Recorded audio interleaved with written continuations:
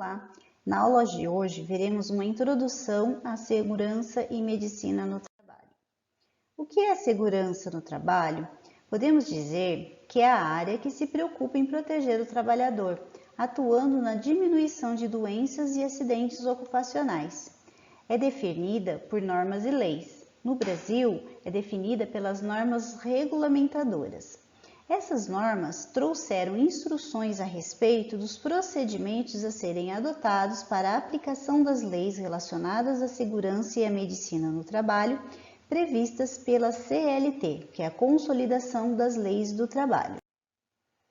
Alguns antecedentes históricos da segurança do trabalho. Em 1944, tornou-se obrigatória nas empresas a constituição da Comissão Interna de Prevenção de Acidentes. Em 1967, foi instituído o seguro de acidente na Previdência. Em 1972, estabelece-se a obrigatoriedade dos serviços especializados em segurança e medicina do trabalho, considerando o número de empregados e o grau de risco da empresa. Então, nós vamos falar em aulas seguintes, sobre esse serviço especializado em segurança e medicina do trabalho. Em 1978, foram aprovadas as primeiras normas regulamentadoras, constando atualmente com 37 NRs, que são atualizadas e ampliadas periodicamente. No final do século XX, surge o OHSAS 18001. Ele trouxe padronizações para a gestão da saúde e segurança do trabalho. Esse documento fornecia às organizações uma base consistente para o processo de gestão de saúde e segurança ocupacional e, com isso, visava a melhoria contínua nos processos de forma a reduzir ou eliminar riscos no ambiente de trabalho de forma sustentável. Em relação à equipe de segurança e trabalho, podemos dizer que ela é composta por técnico, engenheiro, médico e enfermeiro do trabalho. Quanto maior a segurança, menor a probabilidade de ocorrência de danos, acidentes, lesões, mutilações e morte. Agora vamos ver algumas definições. Podemos dizer que acidente é um fenômeno de natureza multifacetada resultante de integrações complexas entre fatores físicos, biológicos, psicológicos, sociais e culturais. Vou falar um pouquinho mais sobre esses fatores no próximo slide. A função segurança seria o conjunto de ações que tem por finalidade reduzir a frequência e a intensidade da manifestação dos perigos dentro de uma organização. Risco bruto é o risco associado às atividades da organização na ausência da função de segurança. Vamos ver um pouquinho agora sobre os fatores citados no slide anterior. Os fatores físicos, eles estão relacionados ao movimento de máquina, à passagem de corrente elétrica, transferência de calor, emissão de luz e ruído e o choque mecânico.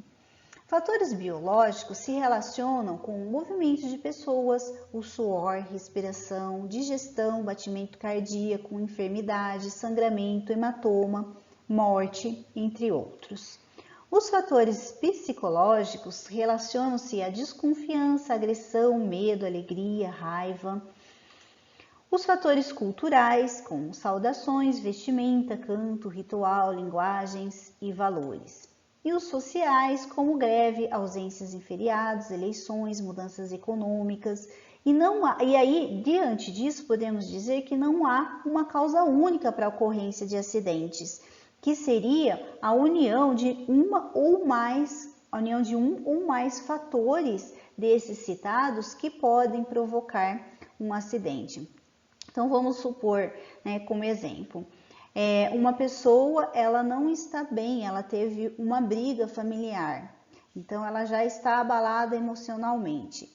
Aí ela vai executar uma função e, por um descuido, isso pode fazer com que ela execute algo errado em relação ao equipamento que ela está executando. Então, esse fator emocional, que seria um fator psicológico, com um movimento errado de uma máquina que ela executa, por exemplo, pode causar um acidente. Então, podemos dizer que um acidente, ele não há uma causa única para que ele ocorra. Os mecanismos de produção de danos resultam de dois conjuntos de forças. Os fatores de risco, que são os responsáveis pela produção dos danos, e a função segurança, que é responsável para evitar os danos. Então, a função segurança, ela existe com o objetivo de evitar ou minimizar os danos ocorridos. Só que as ações de controle, elas podem falhar e um dano pode ocorrer. A ocorrência de falhas, ela se dá a partir de 5 modos. Por omissão, quando o trabalhador ele não executa ou executa parcialmente uma intervenção, uma tarefa, uma função, um passo. Pode ocorrer na missão, quando o trabalhador executa incorretamente uma intervenção, tarefa, função ou passo. Pode acontecer por ato estranho, quando o trabalhador executa uma intervenção, uma tarefa, uma função, um passo que não deveria ter sido executado. Uma falha sequencial, quando o trabalhador executa uma intervenção, tarefa, função ou passo fora de uma sequência correta. E uma falha temporal, quando o trabalhador executa uma intervenção, tarefa, função ou passo fora do momento correto. Então, por isso, que as falhas podem ocorrer. E temos dois tipos de falha. Temos a falha humana, que são decorrentes de fatores humanos, e temos falha de equipamento. Os equipamentos não estão projetados para a função, eles apresentam componentes com defeito ou estão ajustados incorretamente aos comandos que devem executar. Muitos acidentes costumam ser atribuídos ao erro humano. O erro humano ele está relacionado com a desatenção ou a negligência do trabalhador. Para que a desatenção ou negligência vire um acidente, houve uma série de condições para que isso ocorresse. A frequência do erro, ela depende do funcionamento da interface homem-trabalho. Se o homem for capaz de identificar imediatamente as consequências provocadas pelos desvios naturais de seu comportamento, ele pode introduzir ações corretivas diminuindo a frequência dos erros. Os erros dependem da facilidade de percepção das condições inaceitáveis e da reversibilidade do sistema. Os erros humanos não podem ser estudados isoladamente das condições onde eles ocorrem. Se as características da tarefa e do ambiente forem organizadas de modo que as pessoas possam detectar e corrigir imediatamente seus comportamentos inadequados, a frequência de erros ela tende a diminuir.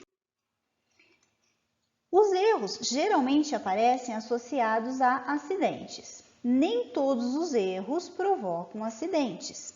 Existe pouca relação entre a gravidade do erro com a gravidade do acidente.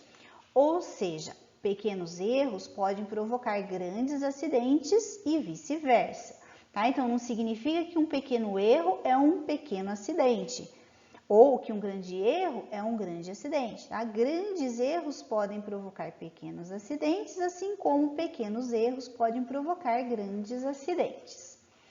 Os incidentes críticos são representados pelas situações que quase provocaram acidentes, mas que foram evitadas a tempo.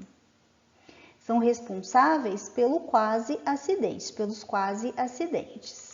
Nessa tabela, podemos observar as classificações de erros humanos, de acordo com as informações do ambiente. Podemos verificar que o sistema sensorial é responsável pela percepção humana. Então, um erro de percepção pode ocorrer pela omissão dos fatos. O sistema nervoso central já se relaciona com as regras e experiências acumuladas.